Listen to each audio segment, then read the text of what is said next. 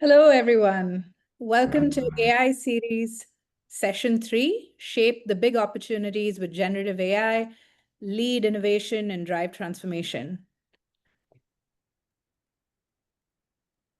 I'm Sadia Ravindran, VP of Industry Solutions at Applied.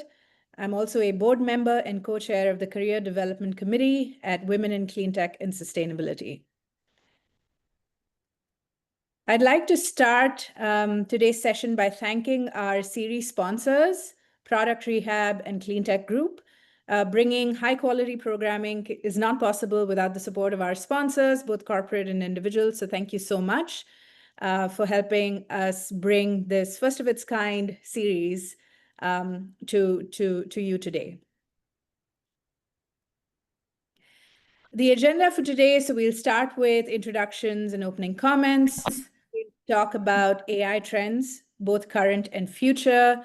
And Darlene, our moderator and contributor, she's going to take our panelists, our very esteemed panelists, through a list of questions, and we'll go through discussions. And of course, turn it over to you, the audience, for Q&A.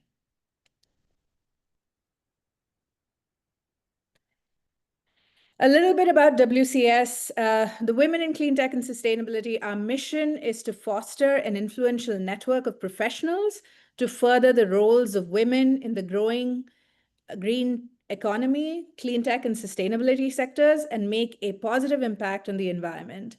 This conversation and our conversation today becomes more relevant in the context of how to continue to drive this mission forward with the latest technology that we have accessible to us. And our today's session is part 3 of our AI workshop series for this year. It focuses on opportunities for future leaders. How do we tap into AI to achieve life, professional, and sustainability goals? Our first session was focused on how to make AI your ally. Our second session focused on the benefits of productivity and driving efficiency through AI. And today we're going to talk about the big opportunities. And with that, I would like to introduce our moderator and contributor for today, Darlene Crane. Darlene Crane is a business strategist, growth and implementation advisor to founders, business owners, and organizations that support small and medium-sized businesses. She brings her wealth of experience as a nonprofit executive director, senior product and enterprise project manager to advise leaders and teams to create lasting value and high impact. She's highly experienced in facilitating the dynamics between business, people, and technology, and I can think of no one else to lead our session today. Her current focus is advancing the progress of sustainability initiatives, and since she's Hawaiian, she's passionate about the health of the oceans. And with that, Darlene? Thank you very much. I really appreciate the opportunity and the support that WCS has provided me to do the 3 series, and I'm really excited about today's event because we have 2 outstanding speakers and panelists. So my job here is to do the introductions and to get this going. So could we move to the introduction slides, please? Okay, so today's speaker, I want to introduce Dr. Frederick T. Verla, who is the Assistant Dean for Academic Innovation and Learning at UCLA. He joined UCLA in 2023 after having served at UC Berkeley Extension since 2018. Before immigrating to the U.S., Frederick led accreditation and international relations at business schools in Paris. He has held faculty and administrative positions in France and the U.S. and served as an advisor and mentor to startups, nonprofits, organizations, and universities across the globe. His core to his work are the development of AI-powered instructional tools and andragogy, which are grounded in his research on innate and learned behavior. And his MS was in biology, his PhD in management sciences, specializing in consumer behavior from the University of Paris. I do want to add a couple of comments from his AI profile. He is a huge fan of generative artificial intelligence and actively engaged in research and development of applications in higher and continuing education. And at UCLA Extension, he leads the development of a new center for academic excellence and innovation to empower academic units and faculty to invent new forms of education, which I find totally exciting. Okay. Um, uh, okay, next.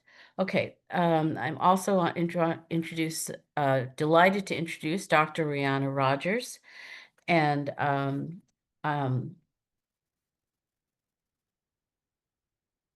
okay. And I have a specific um, bi bio to present to you.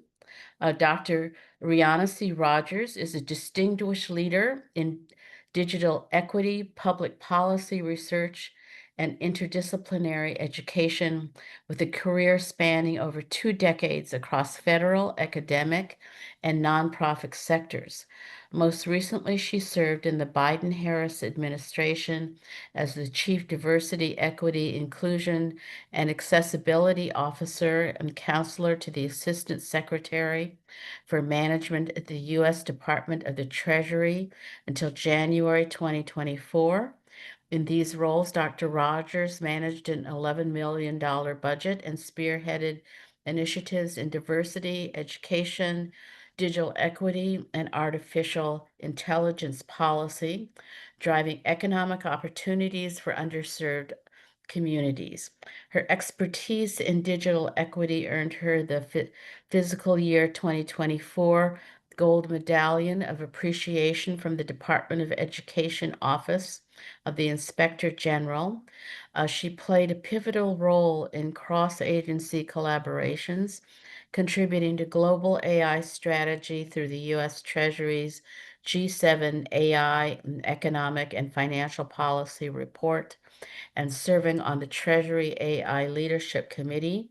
Her work on federal AI acquisition policies emphasized, emphasized inclusive and equitable technology practices across government agencies.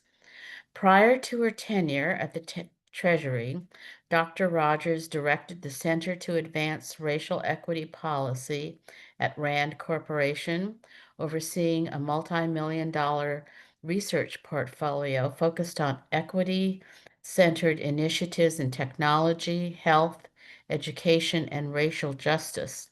She also co-founded the Sustainable Progress and Equity Collective, a coalition dedicated to addressing systemic inequities through data-driven, community-centered solutions.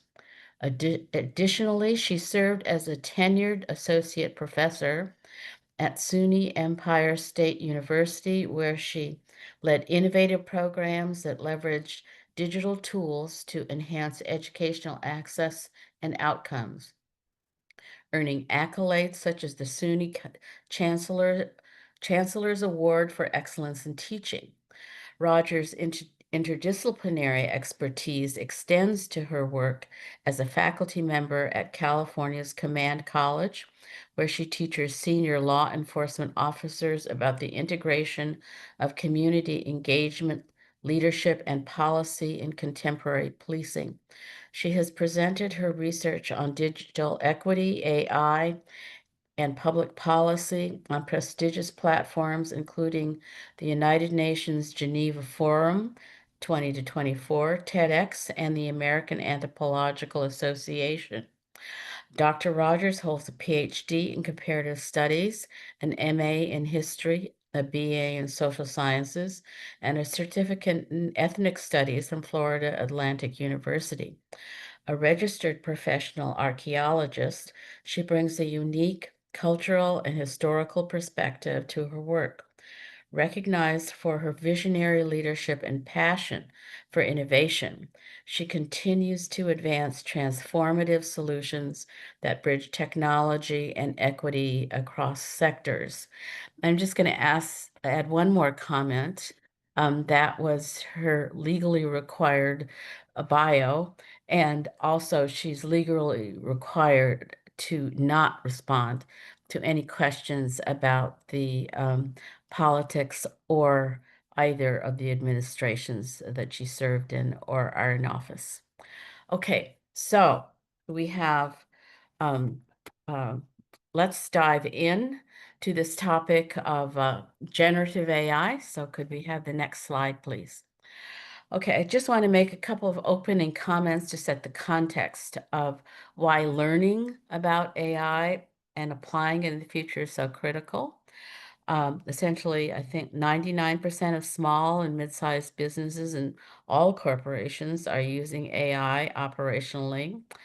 But for the smaller independent businesses, of which women are, half of that population, 40% only 40% are using generative AI. That's from the U.S. Chamber of Commerce. And there was a recent study um, in the academic world that had a really interesting statistic that in the San Francisco metropolitan area, women are 3% more likely to be using AI than men.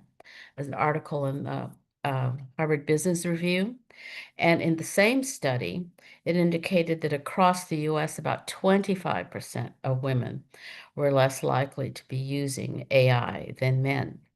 So nationally, there's a big catch-up, a gap to close.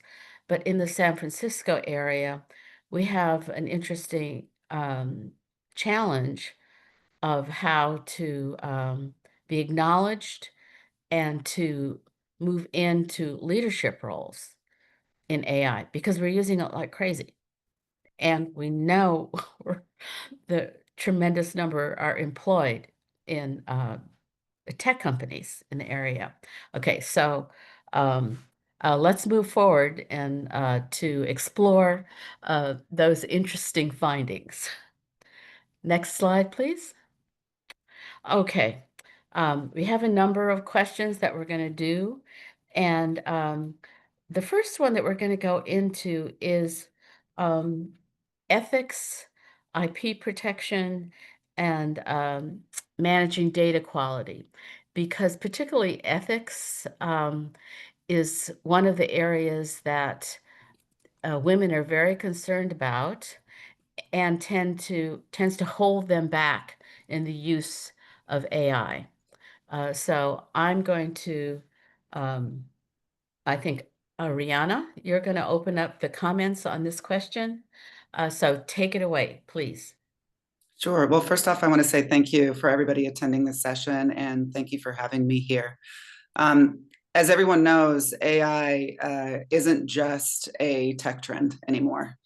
It's a societal force that's reshaping the way that we think about education, the way that we think about government, and the way that we think about inclusive economies, as well as intellectual property. While generative AI may hold extraordinary potential, the avenue that I usually look at this work is what are the ways in which we're adopting these technologies, and how are we thinking about the individuals impacted by these technologies along the way? And so I thought it was really great as we're thinking about the intersection of women in clean tech, and we're thinking about small business owners, that these are very real, tangible entry points that maybe the broader conversation about AI is not considering. And so, as you heard from my intro, my focus is really on thinking about technology in equitable ways and making sure that we ensure that AI doesn't deepen disparities between disparate groups. And you see that there's already a scaffolded difference between the way that women are using technology and AI and the way that even small business owners are using it. And we'll get into that a little bit more too. My goal as I'm talking about kind of this specific entry point now is how do we make sure that we're not excluding people? And so, I want to think about some ethics. When we think about ethics, there's kind of 3 bullet points that I want to think about first. its power, its bias, and its responsibility. You can see some of the research that I produced online. It talks about algorithmic bias. There's a lot of research out there that you can take and look at. But we know that algorithms are currently being developed by software engineers that usually don't come from diverse populations. And as a result, we forget that the technology behind AI is built by people. Now, in the future, it may not be, but right now it currently is. And as a result, if those individuals who are building these AI algorithmic tools aren't thinking about women, aren't thinking about women of color, aren't thinking about LGBTQ plus populations, you'll see struggles and issues. I'm going to give you just one example of this. If you don't look at any memes, you can take a look at this online. There was a young girl who was putting together her CV resume, and she asked AI, because then Europe, they have a tendency to put pictures on their resume, which we tend not to. And she asked for the best resume to go forward, and she happened to be a woman of Asian descent, and it actually changed her to Caucasian. And that is because we want to think about this. AI doesn't have feelings. What AI is doing is it's taking a data set. The algorithm is processing a data set. And that data set is made up of biased things that people have shared in the world. And so if you have a data set that is not being managed, I'll give you a good example like OpenAI. It was originally, its algorithm was trained on Wikipedia. And so for any of you academics out there, know that Wikipedia can be really good and really bad for your students using them, right? Some of them are really structured, websites that have been vetted by professionals, and some of them are just people just putting stuff up there. And if an algorithm is just pulling all of that information, it could be pulling good or bad things. And the reason I'm kind of digging deep into this is we're thinking about individuals in business and IP. You have to understand that when you're adopting an AI tool, which I actually have a document that we'll share later about asking questions about adopting AI, but you want to be thinking about who is the provider that you're working with, what data set are they using behind the scenes in order to train their algorithm. And in addition to that, you also need to be thinking about whatever that information that's being generated from that algorithm, where is it coming from? This goes along with this idea of intellectual property that we'll dive deep into, and I'll pass it to Frederick. But I want you to think about this. If something is pulling from the internet and it's pulling everything, that means it could be pulling published papers. It could be pulling unpublished papers. It could be pulling a variety of things. And a lot of people in that kind of AI space right now, we're talking about intellectual property and what it means to have these amalgamation of resources pulled together without citations. A good example is I worked on Gemini behind the scenes with X at Google. And if you look at Gemini, which is less popular than ChatGPT, Gemini actually cites sources if you use it. ChatGPT still isn't citing sources. And so if you're thinking about a tool that we're regularly using that's not telling you where information is coming from, we should be cautious. And that's probably one of the big things I want us to be thinking about as we're adopting tools. There's going to be good and bads, I'll tell you, throughout this process. But, I want us to be really critically thinking as we're considering adopting these tools. Okay, thanks so much. Okay, can we switch the screen so we can see to close the slides, please? And then Frederick, can you share your thoughts? Yeah, thank you. I mean, I would agree with everything Rihanna said, and maybe add to it from a very practical perspective. What has helped me and others that I've seen around is to effectively address AI tools or the use of AI, especially with a business perspective, similar as what you would do with other types of software. So you have this added work that Rihanna mentioned. You need to, I think, better understand and really walk the walk of learning about how these models are trained. But beyond that, the implementation, I would say similar to implementing a Google for business, for example, versus your private, right? The reality is if you read the terms and conditions and the privacy statement for a personal Google account, you'll think twice of what you upload into Drive. And however, evidently, if you want to use it for work, if you want your data to be safe, be it Google, Microsoft, or whatever, you go for enterprise solutions, and you make sure that you have either legal counsel or yourself the opportunity to go through the critical pieces there.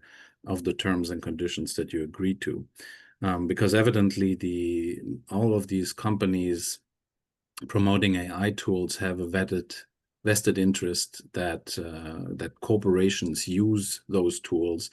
They are very aware of all the risks that are there, and there's enough bad publicity, I think, around already to incentivize corporations, at least for corporate contracts that they have and enterprise solutions, to be relatively on top of the subject. That doesn't mean that they are necessarily doing all the right things, but for you as a business owner, for example, it means that you have a contract with an organization that should ensure, for example, data security, and so on.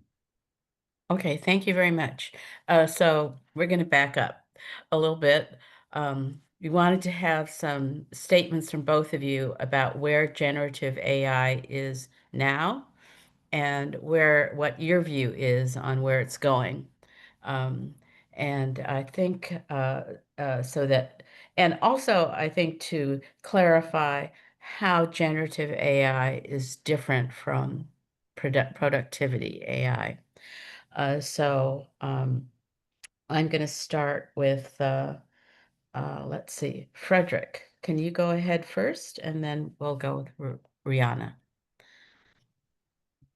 Yeah, I mean, if we talk really general, what's current and future, from my personal perspective, I'm seeing that we are very much on the tail end of the AI as an assistant to enhance productivity phase, meaning that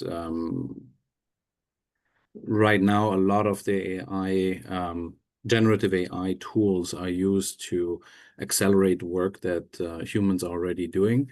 But for quite a while already, there has been a lot of usage where effectively you pair up, let's say, humans with the AI, so that it's not just an assistant, but rather a colleague, if you want, that you can delegate tasks to.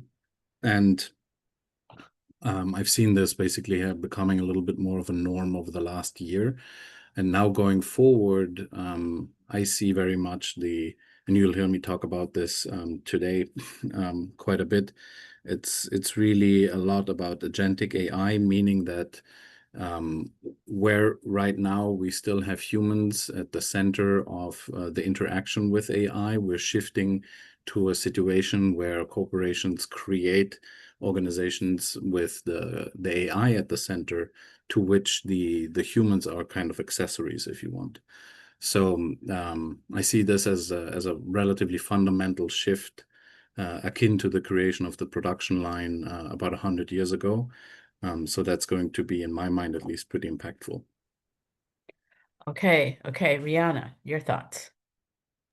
Yeah, and I know that the audience that we have right now is on different spectrums of knowledge about what these terms even mean. So I'm going to take a step back a little bit further to just try to explain to you a couple terms. And I'm actually going to share a slide deck that provides some context for you. So we use a lot of these terms in everyday society. And so I just kind of want you to think a little bit about what Frederick was just discussing. So generative AI, these are deep learning models. So you've heard about LLMs. A learning model is something that is a mathematical equation that you're using with what we're talking about, algorithms. And this is a step deeper into that, where you're taking these algorithms, these LLMs, and you're creating these deep learning models that perform new tasks. They're creating new behaviors. They're making new decisions. That's what ChatGPT is. And what Frederick was just talking about is this next step moving forward, where we're talking about a theoretical form of AI. It's becoming more substantiated. We're doing a lot of case studies right now, and I can tell you, like Princeton and UCLA and Stanford, and a bunch of people are coming together, MIT, they're actually working on ways to make this I put a joke up there saying that these are the talking droids in Star Wars, because this is kind of where we're thinking of moving by 2050. It hasn't been fully realized yet, but this is the reason why it's so important for everybody in this room to be thinking about this. Scientists behind the scenes who really understand these materials are pushing the technology forward, where mainstream culture is still just grappling with the fundamentals. And it's really important, especially for small business owners, to close that gap, because you could be left behind. I think the other thing that I'll highlight in here is just some general definitions and some examples that you can think about. So generative AI, it's creating new content. I just gave you the example of ChatGPT. It's a form of machine learning where you can develop not only text, but images. So I'll give you an example on a slide later. I've created images. You can go into ChatGPT today and it'll generate images. As you'll see on my slide later, they don't have feelings, so they can be weird. And I'll show you an example of weird in a second. But the other thing too is it can create deep fakes. I mean, we see this all the time in media where you're not actually sure anymore if this is actually a real person saying these things or a fake person saying these things. And these are the things that generative AI are doing. That's what I mentioned at the beginning. There's some really good things that it does, and there can be some really bad things that it does. The other final slide that I'll show you is these are some of the good things that it does. These are some of the things that I currently am using generative AI for. It automates tasks, and I think it's going to be really cool later. Frederick's going to give you an example of automation. But a good example, I actually have my own bot that helps me generate simple responses. It doesn't have to be complex things for students, but I get lots of emails all the time. I don't actually have the time to always respond to them in meaningful ways. And so I can create a bot that does that. It can analyze data. You can take a data set and it can put it through the data set and it can actually come up with generic things. Now, I would say this to you. I've done this in very complex systems of data, but I have to go back and check it because, again, it's not flawless and you don't want to assume that it's correct. It can help decision support. Frederick said that too, where you can use it as an AI. It can personalize your experiences. For example, if you're training data on a specific algorithm that's for you and your own bot, it's only looking at your responses. And so it's going to sound like you. If you are using an automated tool that is produced and you're buying it, it may not sound like you because it's not just being trained on your data. It can be trained on anybody else's data. And then on the final one, I would say is it can detect anomalies. So this is another way that even when I was working at Treasury, our IT department was utilizing this. And you can take a look back in the Biden-Harris administration, the largest capturing of fraud for the Treasury Department was from the use of one of our AI case studies. We caught $1 million in the first few months. And then by the end, it was almost up to $1 trillion of fraud that we caught just by creating an automated system. So I want you to see there's good and there's bad, but the big thing is just understanding. The other thing I'll show you is the funny thing that I wanted to show you here. These are things that are being used right now. This is data that just came out from HR about the trends in 2024 and 2025, about how generative AI is being used. It's changing. I think it's important for you in all of your areas to understand this. In 2025, based on the stress that's going on right now, people are turning to AI for therapy and for companionship. There's goods and bads. I don't know if you know about this, but there was a lawsuit that is currently pending right now where a little boy committed suicide because he was going to a bot for counseling. And this bot was trained on generic data. So this is another reason I'm mentioning to you, it's really critical that we're paying attention to these things and we're not just assuming that there's good or bad, because remember, it's just pulling generic information from the world if it's not being trained on private data. So I told you I was going to show you an image just to give you this as an example. I just had my birthday. I went to hang out with friends and I wanted to create a patch for the adult summer camp that we did. So you can see that on the left. But I also asked it to make a joke. We wanted to go because we're talking about eating a lot of pie. And look, this is an example of morbidity. It's a pie eating a pie. That would not be a joke that I would think is super funny. But generative AI created this and it was like, this seems hysterical based off the data that we have. Now, my friends didn't think it was funny, although I have to tell you, for all of our pictures, we used this image to store all of our pictures because we thought it was funny afterwards. But the reason I mention this to you is this is just a good example of how AI has no feeling and it's just pulling from generic spaces. Okay, thank you very much. Okay, so I'm going to move. I think you already, our next question was how to get the benefits of AI. And I think you both kind of covered that in many ways. So I want to get into this tougher question, particularly about women that are already using generative AI and are skilled. Is challenge they face is when they're forming startups or trying to get to the next level in tech companies in particular. How can AI help women with those kinds of skills um, uh, be winners? And I think we talked about there's a difference between AI cranking out pitch decks versus helping women get into the winning position and getting out of the stagnation, the professional stagnation that they get trapped into. And so, Frederick, can you respond on that question? Yeah, I have a few thoughts, and I think Rihanna probably has a lot of maybe more lived experience. But just from a technical perspective, I think what is interesting to recognize and realize is that the AI, if you have the AI write your pitch deck for you, you're probably not going to get much investment. Simply for the reasons that Rihanna was mentioning, is that generative AI, especially if prompted generally without any other setting, if you want, or calibration, the AI will have a very generic output. So it means it will just pull from the general knowledge, and it will create a generic pitch deck for you. Now, that doesn't mean that it can't help you actually write a great pitch deck, but you would have to have experience with using it so that it can actually go and deliberately go against the average, right? So the key point here is generative AI can basically do whatever you want it to do. So you need to know what it actually should be doing. And in that sense, if you understand that the model is generic and you want to have a pitch deck that stands out, you have to actually guide it to create something that is not its first reflex. It's not what it would output generically. And there's methods to do this, and there's ways to effectively have it broaden its perspective and think in unconventional ways. The key thing for me in terms of how it can help women that are thinking about their own enterprise, trying to raise funds, beyond evidently this very specific case of the pitch deck, is maybe to say it in the words or the perspective of Steve Wozniak.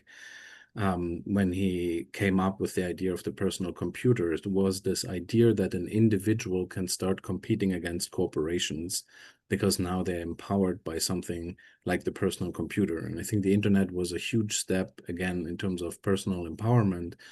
And AI is, for me, the current and potentially latest really step where we come to this situation where an individual person can have access to an incredible amount of experts that you can work with. So even if you're a single entrepreneur, if you want, you can use AI to brainstorm. You can use it to criticize your work. You can put it in the shoes of your client to look at what you're pitching.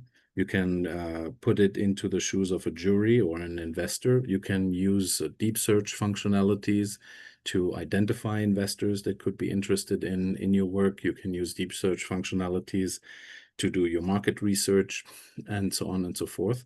So you're really almost empowering yourself, especially with the latest models and the latest functionalities such as agents and deep search. You empower yourself with effectively a virtual corporation where you can create your team of experts as much as you need it. So that means you have the opportunity to function already like a CEO, where you have a team that you can give directions to and collaborate with. And so therefore, in my mind, at least, it's really worth investing into training up in that technology beyond, let's say, the basic use of prompt engineering, but really training yourself up into the power usage, if you want. Okay. Rihanna, do you want to speak to that? Yeah, I think there's some real tangible softwares that are out there that you could and should consider using. ChatGPT I've mentioned. I've also kind of mentioned Claude. If you're unfamiliar with Claude, it actually does very large data processing. It can help you draft reports, write grant proposals, do investor pitches. Tability and Notion AI help you organize and do project management. It can help you also align team goals.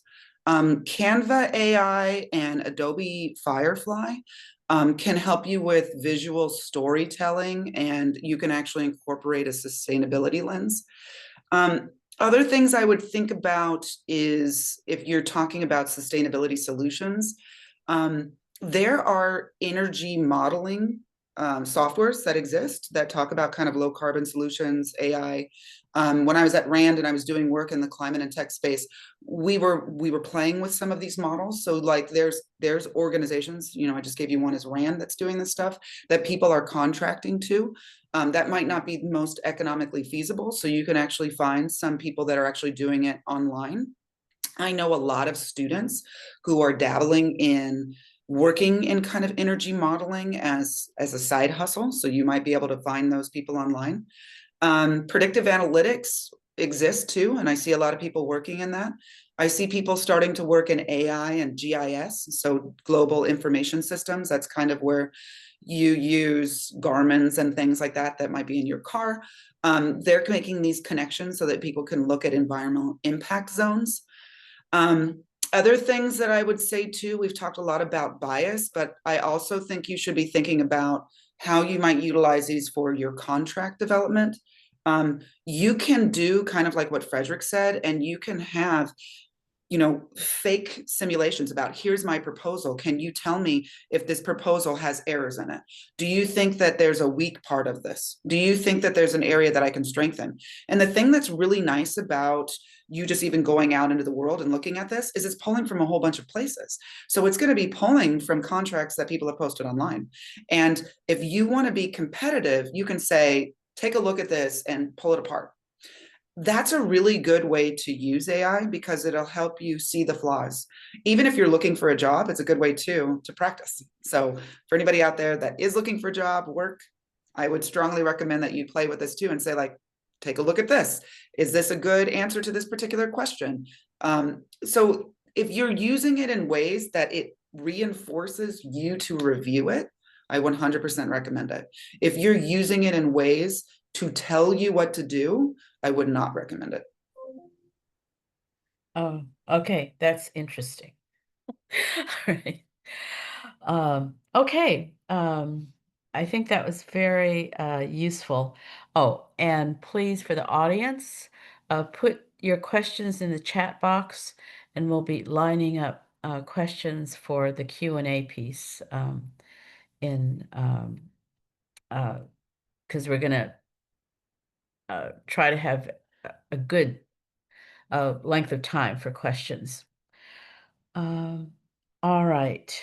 I think the next area that we wanted to go into were the resources that were readily available to individuals and to smaller businesses that are cost effective. We realize that cost of all these effort can mount up quickly. And I think, Rihanna, you were going to open on that, and then Frederick. Is that where we are? And then Frederick is going to do a demo for us. Yeah, I mentioned a couple of the resources and the ones that I just mentioned to you. One thing that I would recommend, and I'll just kind of repeat some of these again. The great thing about where we are with AI is that there are free options. So we know that there's a free ChatGPT, there is a free Claude. Notion AI and Tability have free versions, but just note some of these free versions will most likely in a few years turn into paid versions. So you shouldn't assume that these will remain free. You saw that with ChatGPT, went from 100% free to now paid versions of it. But I would also look into Canva AI. It still has free versions, and Adobe Firefly have free versions. My colleagues that are in higher education are using Adobe Firefly. I went to a conference a few months ago, and those are things that people are using inside of, art classes.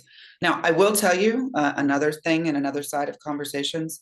There's this great debate still about intellectual property. So I really want you to be cognizant. I work with the American Psychological Association, which a lot of you may be using APA guidelines for citations. They have actually created, and so many other people have followed suit, about how to properly cite when you utilize AI in your work. And so I would strongly encourage all of you, whenever you're using AI, to make sure that you properly cite the materials that you're using, because just keep this in mind. It's kind of like the school of old. You don't want something that you spent years and years making to all of a sudden go into AI, and now everybody gets to say that it's theirs, but it took you a decade to create it. So there's this ethical thing about using this tool that I would strongly encourage you. And I'm going to put in the chat box the APA style guide information for AI. Okay. Okay. Frederick, do you want to take this over? And I'm interested in tools about innovation. I mean, if you want to be distinctive and original, how can people do that? I mean, honestly, for me, the question is much more about the model than the tool in and of itself. So let me clarify. In my mind, there's a difference between the user interface and the model that you're using, because there's different types of user interfaces that give you access to various models if you want. And it's really the model, how it's trained, on what type of data, as Rihanna said, maybe also what size it has, and if it's a simple language model, if it's a multimodal model that can do image generation, audio, and so on at the same time. That makes the biggest difference. So I've, for example, myself and seen many colleagues in the innovation space or even in the efficiency space switch between, if you want, interfaces and providers, depending on which model is currently performing the best in whatever I'm looking for, right? So, and that changes very regularly. So while GPT-4 really took it away for a long time, generally that has been now discontinued. There's a 4.5, which is specialized more on analytics and coding. And then the 4.0, for example, model in ChatGPT, which is more generally available, and it adapts a little bit to the depth of the question you have automatically. But it's also great for image generation. One of the most powerful models out there is the Gemini 2.5. Claude, as Rihanna mentioned, also offers different types of models that are differently adapted. So the hard message there is, ultimately, you will likely be stuck in average land if you are not taking the step of like studying into the subject matter and exploring how these different models are created and how they are different and what data they are trained on. You will always be kind of using a tool without exactly knowing what it does. So this is a way to very much encourage you all to use this or to do this step of training yourself up. Currently, for example, I'm switching between 4.5 on OpenAI's ChatGPT and Gemini 2.5 Pro, notably with deep search. I think that is a fascinating opportunity to be creative and innovative. If you have prompting techniques that really prompt the AI to think out of the norm, outside of the norm. So classic example is you want to create, let's take the example of a pitch deck or a proposal for a client.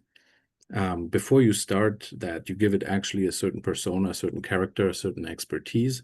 With that expertise, you ask it to brainstorm the most important points that need to come across, but then you have several subsequent prompts where you ask the model to be to think completely outside of the box and be very unconventional and think about things that could be seemingly unrelated, but still important for this. You can ask it to be particularly visionary and futuristic and find the perspectives that are particularly interesting. You can use a deep search to ground everything in even better resources and basically do an entire report. To give you an idea, we have done market researches for programs that we were looking at on an experimental basis. And in one deep search, the AI would go read over 800 websites and be able to analyze the content from all those websites and reference them, use the data that was accessible there. And that is a fantastic way to effectively source information relatively quickly and use the incredible memory that good models have to help you think baseline, cover the important things, the musts, but also go into realms that are outside of the box and that make your proposal or what you're writing particularly attractive and interesting. And they also can guide you into what you want to actually do and pursue as work. So yes, in a nutshell, investing into understanding the models is in my perspective a necessary step that will unlock really the power of any tool for you. And then it's a choice of you to choose which graphical user interface you want, be it the generic chatbots or other platforms that have AI built into, like Rihanna mentioned, Canvas and others. Okay, Rihanna, do you want to make any additional comments before? Yeah, I think the biggest thing about resources, and for those of you who didn't see it, I put the list of the resources in the chat of the particular programs I had mentioned before. I do think it's really critical to think what Frederick just mentioned, and I want to really highlight the fact that he's using more than one model.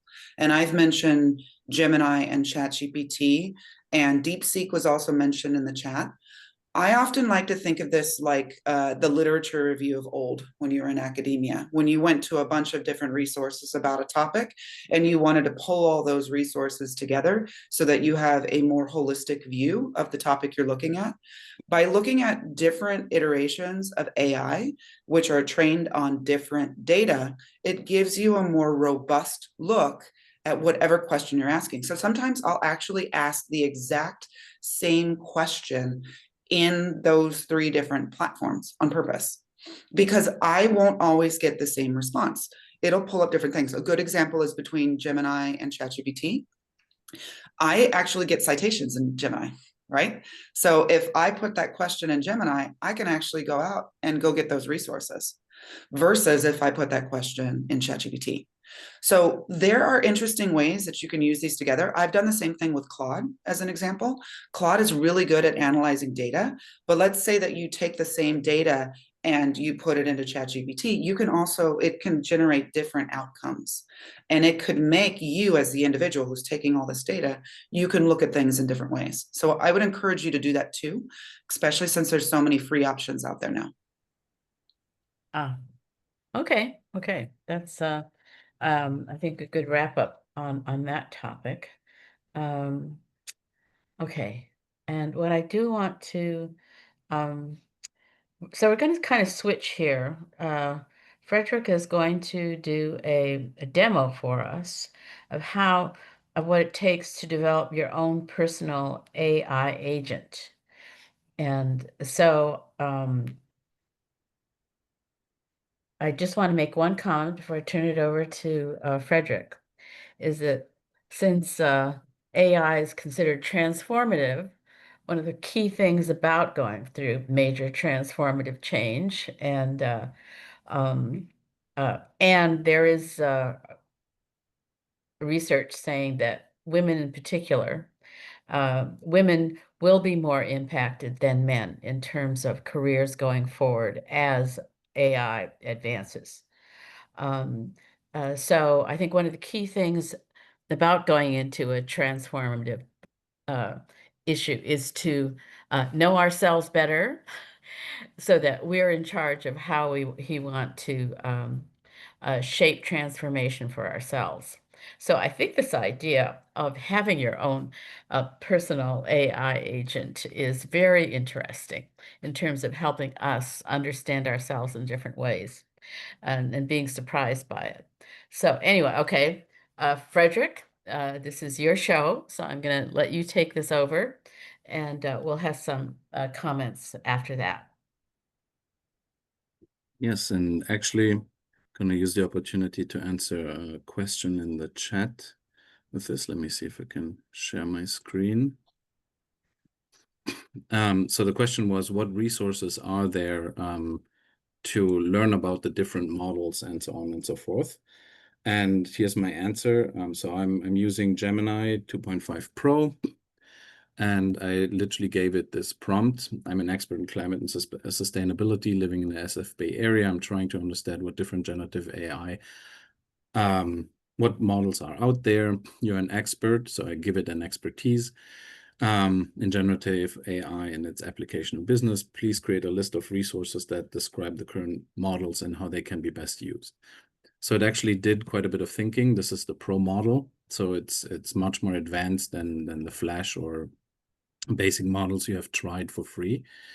By the way, my take on paying or not, I think this is about $20 a month.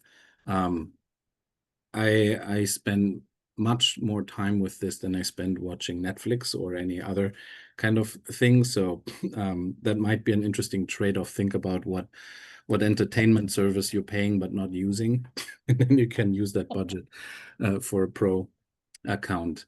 The interesting thing, though, that I want to highlight here is it will create and go online and give me information about what is out there. And I can read this, and that's all fine and good. But the main point is why I prompted it this way is that it itself actually kind of gets into the mind space of all of these things are out there. But the point here is that you shouldn't use this to go out and just read this as if it created just a textbook for you.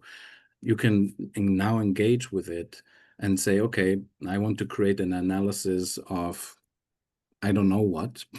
I don't know if anyone has an idea of opportunities to install electric charging stations around the Bay Area. What would be the best model to use for that? And I let it do the work. The main point I'm showing here is we have all the reflex of going to Google or going into some place and doing reading a blog, reading a newspaper article, reading a paper, going on LinkedIn, learning, YouTube, and so on, and just consuming content that is generic. And then we spend a lot of time trying to comb through that content and find the bits and pieces that we're looking for. Well, now with models and AI, you actually have the opportunity to use the AI to literally answer whatever you're interested in. So first comment here would be to that answer, or to answer that question, is realize that generative AI is, and these models are able to basically answer most of the questions you have, go online, do research for you, and then synthesize that content and provide it to you to answer your very specific personal questions. And that's for this question as well for any other. So on the agent front, I want to show a few slides to illustrate a little bit what I mean with agents when I'm talking about this. So as Rihanna already mentioned, when this is actually a picture of the entire internet on the left. When receiving a prompt, large language models, they really source answers from everything they have. And that means because the internet on average is biased and mediocre, you get biased and mediocre output, right? So garbage in, garbage out, if you just use the generic part of it. The interesting thing is that these models still memorize also all the excellent work that's out there, right? But you would have to actually tell it that it should really focus on that excellent work to produce the output when you want higher quality output. So you can limit the knowledge base of the large language model by giving it a defined role or persona. What happens is that you narrow, if you want, the data set to which it refers itself to generate its prompts. So you can actually have a prompt that is more generic, say that please take the role of a senior researcher with 20 years of experience in XYZ, and so on and so forth. What will happen is that the model will generate output based on content, training data that is at the level of what you're looking for. So for example, in this, it would not take any content that it was trained with generated by people that are not senior researchers in a topic of expertise. You know, there's a lot of content out there that is generated by people that are not the experts. And if it bases, which might be much more prevalent, and the output will be mediocre. If you restrain it, it's able to produce much, much higher level output. The other way of doing it is using a persona that has, or a real person, historical figure, for example, that has published a lot. So if you ask it to take the role of Albert Einstein and respond based on its works and interviews and news articles about him, it really just will source though this level of content, if you want, and through that lens of that content will produce output, which is completely different. The agent, very simply, is if you want, a structure within ChatGPT or Gemini or in other spaces, where all you do is you kind of define that role once, so that you don't have to tell it every single time you're writing a prompt. So it's really as simple as this. Here I tell it, please take the role of Albert Einstein, and then I have my chat going on. If I need Albert Einstein all the time, like every few days, then I actually just put it into what is called an agent. And so it's a virtual character that you can work with. The formula I found that works well for agents is to give it a context, a role, the expertise of the agent, qualifications, potentially personality and behavior. And you see it says your. It's because in the configuration, you're literally telling the model you are this, and then it takes that role. So let me give you a quick example. I think one of the most interesting tools that you can use, you're seeing my screen right now, the Gemini on it. Yes? Yes. So here I'm using Gemini, so Gemini Google version, the 2.5 Pro model. You have different models available depending on what you pay for. And then you have here on the side the opportunity to do something that's called Explore Gems. And gems that are these pre-programmed agents, if you want. There are existing ones. They're ones you can create yourself, and you can create a new gem, or you can, I will use one that I just created myself, which is called I call the virtual me. So I use the same formula and say like, okay, I'm Assistant Dean for Academic Innovation and Learning. So I give it a little context about extension. I describe the role. So it's literally mimicking me. Expertise, I don't have to limit myself here to who I really am. I can potentially give it even cooler expertise. I can give it personality that I would love to have, more joyful and extroverted and things like this, if I think that makes sense, and certain behaviors. And then I can use this virtual me to do different things. So for example, the virtual me, I can regularly use to draft emails, draft reports for others, fill out forms, business cases, and so on, because it has the context and the knowledge that it needs to do things with my venture point. And I can have it draft, for example, a first thing. So give you an example, and happens all the time. A new executive order comes out. I want to be able to communicate to the rest of my leadership team what could be interesting in this. So I give it a prompt and I open this agent, right? So I'm using the agent and say, in your role, please write a short memo to the UCLA Extension Leadership Team, analyzing the potential impact of the executive order. And here just copy pasted the executive order. And then it goes, because I configured it to do some thinking, it goes through several thinking processes, and then it writes a memo. And that evidently is a draft that I can consider. I go through the memo myself, and then I have the opportunity to edit it and send it off. But it's effectively for me a good sparring partner, as if I had a mini me that I can work with. Other situations are you have to fill out forms, you have to create business cases and so on, which are very mechanical work, but very time consuming. You can have that tool assist you with it. I would say never let it do the thing and hit the send button, right? You just want it to use it for drafting. You can create analyses. This is also very interesting. The same perspective here, because I give it this perspective of who I am and what I need. I ask it to analyze this thing and give me its impression from the venture point. That is very pertinent to me. This I can do for any types of reports, brainstorm problems. So this is an easy thing that I know myself and many people have and are using very regularly, the virtual me. And you can improve this thing over time. If it doesn't produce the output you're interested in, you just change the baseline configuration a little bit. So I'm not going into detail here, but the example I just gave you was a little too extroverted for me. So I would go back into the configuration and scratch that extrovertedness or tone it down a little bit until I get to a point where it regularly produces the output that I really am satisfied with. Other types of agents you can build that are super useful is a virtual expert. So if you need somebody, there's a legal is one point, general policy regulations, and so on and so forth.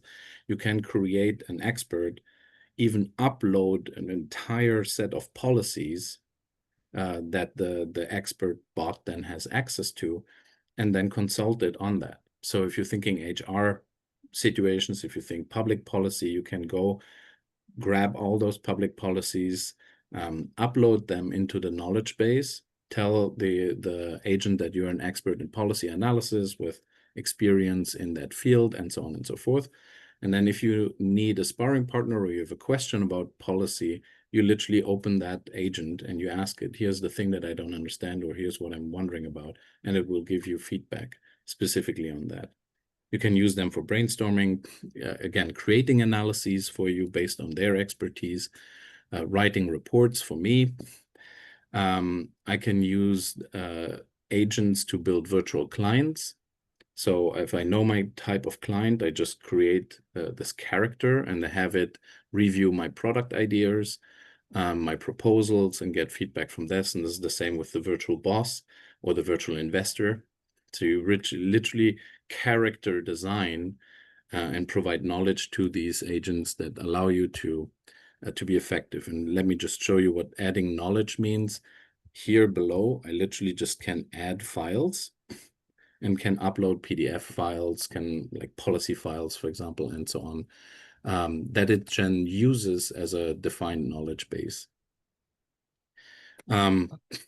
To close, maybe the key point why I believe agents are so important for everyone to consider is because, ultimately, the phase we're going into right now is similar, as I said, to when the production line was introduced 100 years ago. Before that, humans were really at the center of the company, and what the production line did is the Henry Fords of the world and Frederick Taylors put the production line at the center of the company, and then humans were applied as a resource to it. This is happening right now digitally with agents. This is a simple example of a software development team where you can have a client that talks to an agent that is a product manager agent to get all the client specs and to review progress as it happens. You have a designer agent that gets work from the product manager agent, not from the human, builds its wireframes and so on, sends them back to the PM. The PM reconnects with the client to confirm. If everything is confirmed, it goes to the developer agent, which does front and back end development, builds the complete software solution, and then it goes into software support, where you basically have agents in the company that support the customers directly. The critical point is here, down here, if you can read this, uses human developers to bug fix when needed, and here uses human support person to support rare cases. The key point about agentic AI is it is the production line of the future, and it doesn't have to be software development. It can be AI in robots for physical production, where humans effectively, again, as they are already kind of if you want, resource that is added onto the production line. Here, humans truly have and are planned for. This is not me saying this. Like, this is how in the world of agents, humans have their position. They are tools to support the agents as they do the production. And this is very much already in the works. The frontier work was done by NVIDIA, and Jensen Huang last year already presented the NIMs and their NVIDIA's framework for it. And there are the first companies already out there starting to build teams and in the future entire corporations around this concept.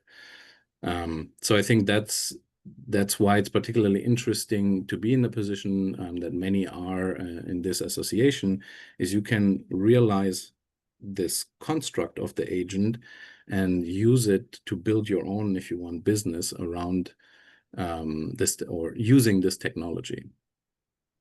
Okay, thank you very much.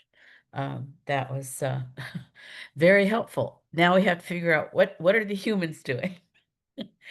But anyway, okay, I'm actually going to open this up to questions because you wanted to have about 20 minutes for this. So Evine, are you you want to share the Thank you, questions that have been Darlene. fed to you in the chat, or? Absolutely. Let's go with the first one. Do you foresee AI being easily accessible to the average consumer indefinitely? And how do you weigh learning and using AI against the environmental impact of AI? Is one of the questions we received. Okay, who'd like to respond to that? Rihanna, would you like to? Sure. I think it's a complicated question. I mean, we can go a lot deeper into the fact that technology is already destructive. Like, think about the fact that we have a brand new cell phone every single year, the necessity of having a brand new cell phone every single year, not real, but perceived. And I think as a consumer-driven society, we have to sometimes check our own ethics. If you would see my cell phone, it looks like it's from 1982. But these are things that we have to be cognizant of. If you're really wanting to prevent an environmental impact, you have to determine, do I need the best and brightest thing? The computer that I'm on right now, I'll give you an example. Most of my meetings I have on my cell phone because my computer is super old too. So I think it really matters as individuals when we're thinking about where we need to be with our own tech usage, about the broader impacts about your companies. So remember, you set the tone for your company. If you choose to update everything all the time, then you're teaching your company and the people that you work with that that's the same process. So it's complicated. And I think you have to think about those things and what's the balance. There's also the other side of the coin where if your computer gets too old, you won't be able to use it. So I might say that my computer's old, but in the context of terminology today, my computer's under 5 years old. It's not like when I had a computer when I was a kid and I could have a computer for a decade, right? So there's really this kind of catch-22 that we want to think about with technology. Now, if you want to narrow that down to AI itself, we also are seeing the rapid use of data and the infrastructure that it needs in order to keep these gigantic spaces. It's not the first time that we've seen this. The internet is the place where you see that that was first created. So for those who don't know, Rand was part of the team that built the internet and has been doing research on it since the 1960s.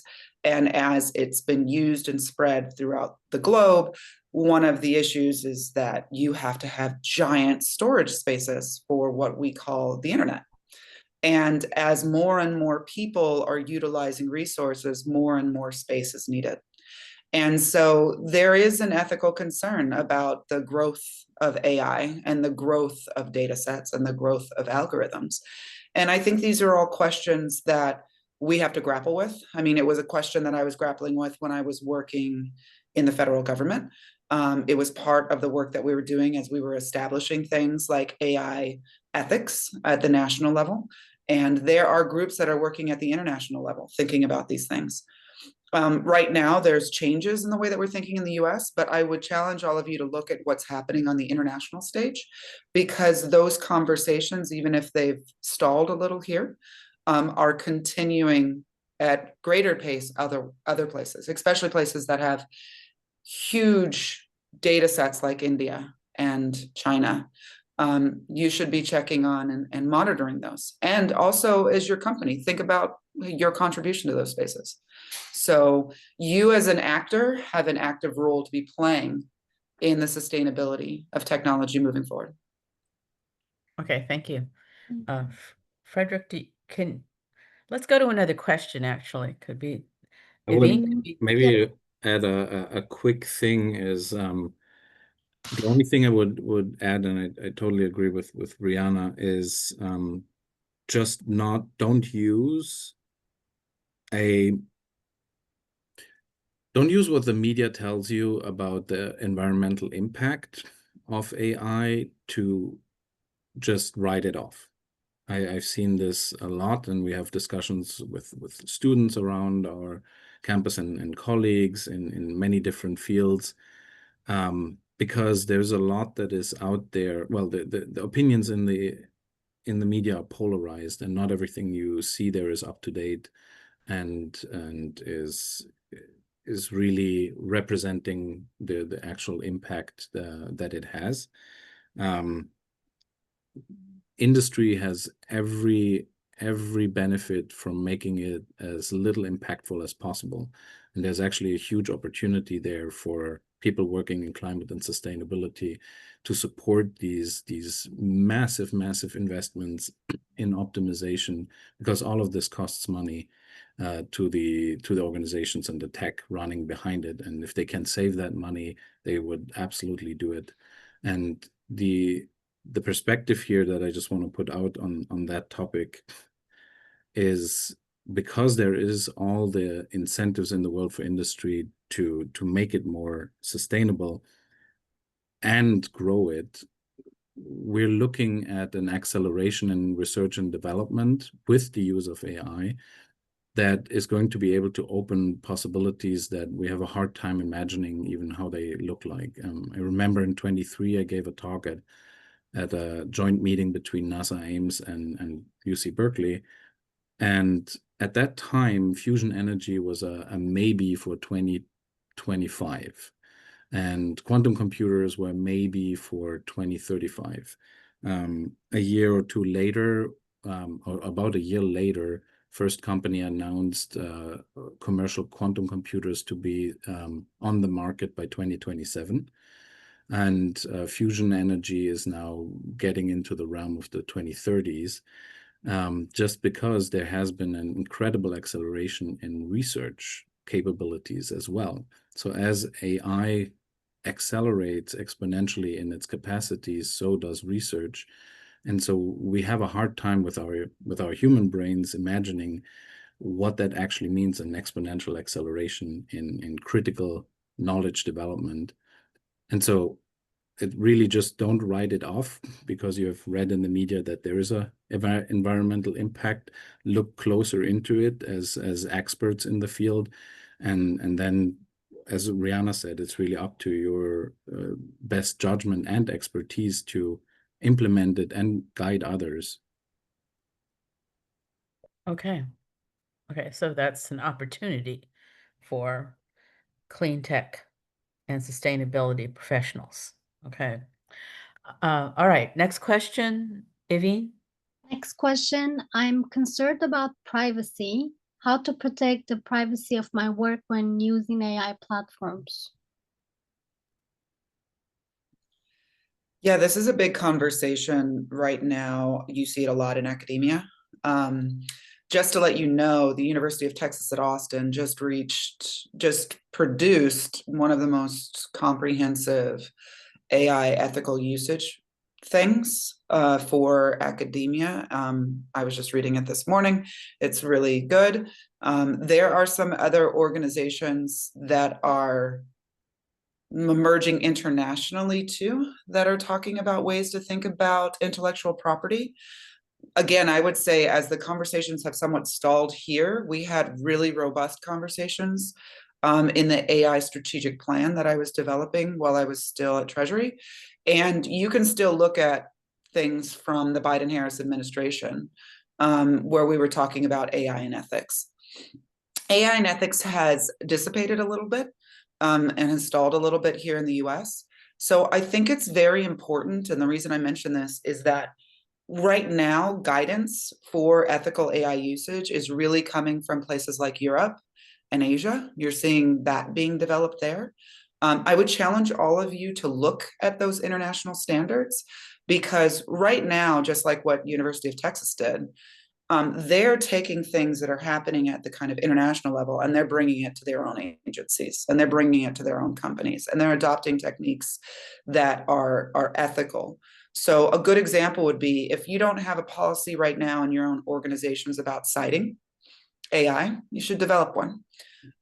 If you don't have rules about ethically discussing what you've used AI for in your work, you should be having those conversations inside of your organizations.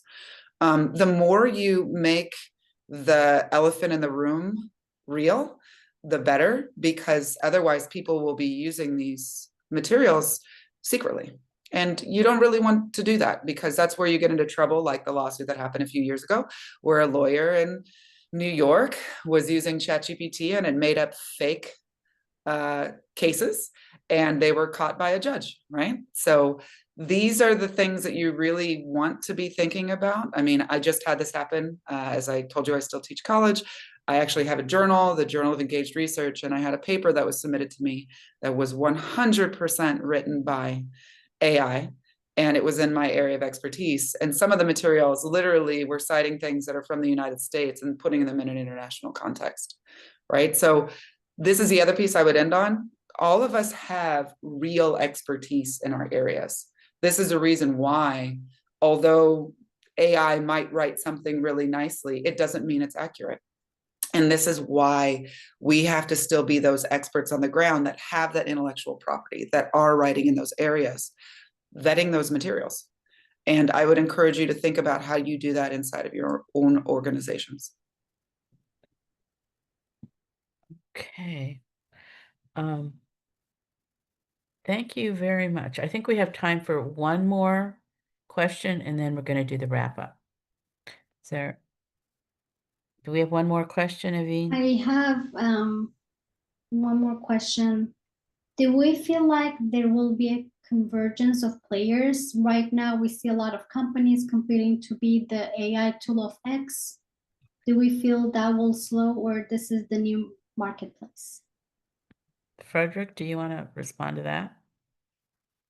I have been involved in a few early startups in the AI or generative AI space, and the reality is that what I've seen so far are wraparounds, foundational models.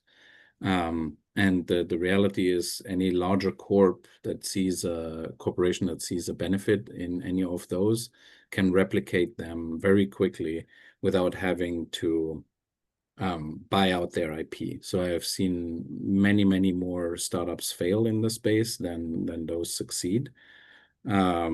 I don't know what Rihanna's experience is with this, but I would be very cautious building a business around a wraparound solution, where the actual innovation lies is actually creating much more foundational. Actually, it's creating the foundational models, and or developing expertise in the usage of those AIs that can then be more of a consulting type service, but not as a software as a service solution, really. Okay. Quick comment, Rihanna? Yeah, I have seen, and there's been a lot of articles that have come out in Forbes. I would take a look at this, where there's been companies who have gone all in on AI and have had to backtrack.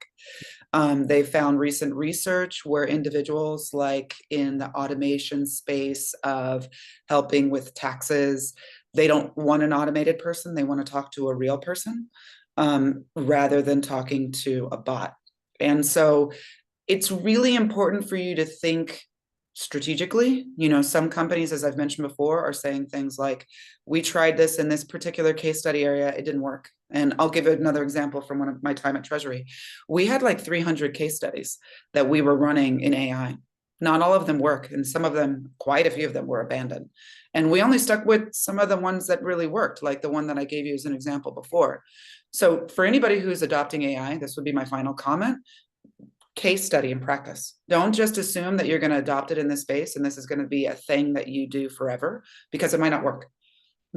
Be open to play with something, play with it behind the scenes before you release it publicly. I'm going to say that again: play with it behind the scenes before you release it publicly, because you want to make sure that you get the kinks out of things before you release a product that you're going to have to pull back. So think really deliberately, ask questions, ask people like myself, ask Frederick if he's open to it. There's people out in this world who are interested in helping you be effective in this space. Okay, thank you. Okay, I like to wrap up with the number one thing you want to say. So you went ahead and did it, Rihanna. Frederick, yours wrap-up statement. What's the number one thing you want people to remember? I think you're all brilliant people, and I would just apply that intelligence and curiosity to really deeply learning about the models, and use the models to learn about them and how they work and how you can use them. As Rihanna said at the very beginning, this is not going away. This is fundamentally transforming industry and the economy and even social interactions. So you're already experts in your field.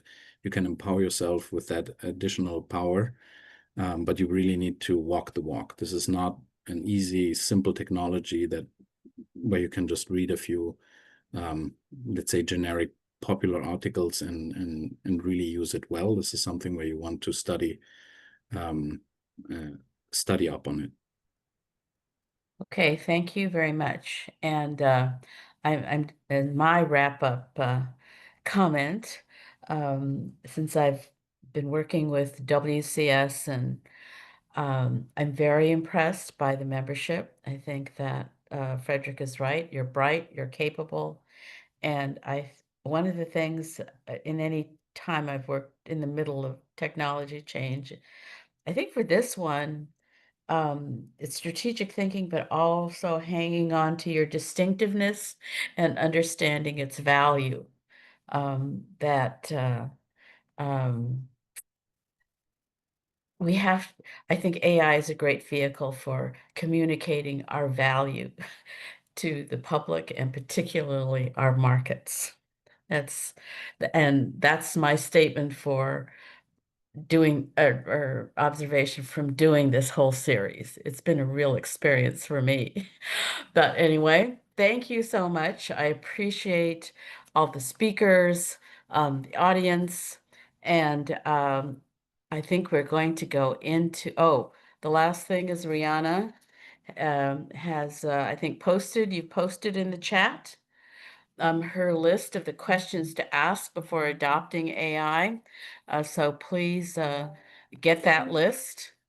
And if we could go to the slides to thank everybody that helped put this together. Okay, next slides. Oh, we have some information to share. Okay, yes. We have upcoming events for WCS. And New York chapter, LA chapter, Pacific Northwest. So sign up for those. Next slide. Okay.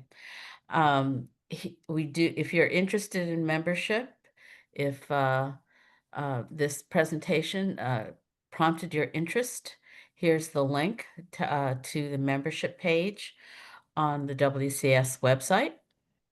And the next slide. And join us in the virtual world. Follow us in these.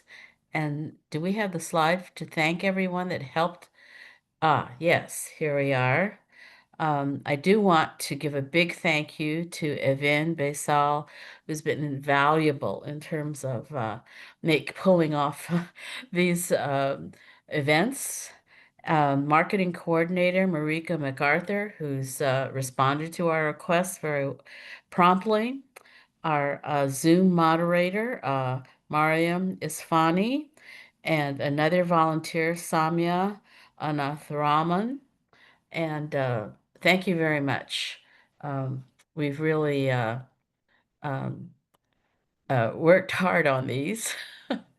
And we're actually have a couple of more minutes. I think Sadia, take over. Yeah, well, thank you, everyone. And we are not able to put these types of events together without the help of our volunteers, our supporting team. And if you're interested, please do join us. As Darlene said, we're always looking to add to our membership and expand the types of topics that we cover. And Darlene, thank you for your leadership in conceptualizing and running the series, and we'll have many more. And big thank you to Rihanna and Frederick. Really appreciate you taking the time to participate. Excellent. Oh, yes, I see the audience applauding. Thank you all. Thank you, Darlene, for putting everything together. Okay. Yeah. Thank you, Rihanna. Thank you, everyone. Pleasure. Thank you. Thank you.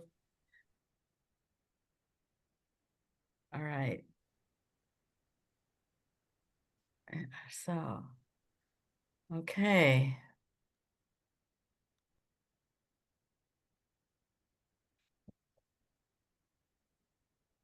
Well, I just want to say thank you to the WCS team, everybody. This was amazing. Thanks, Frederick. It was nice to meet you.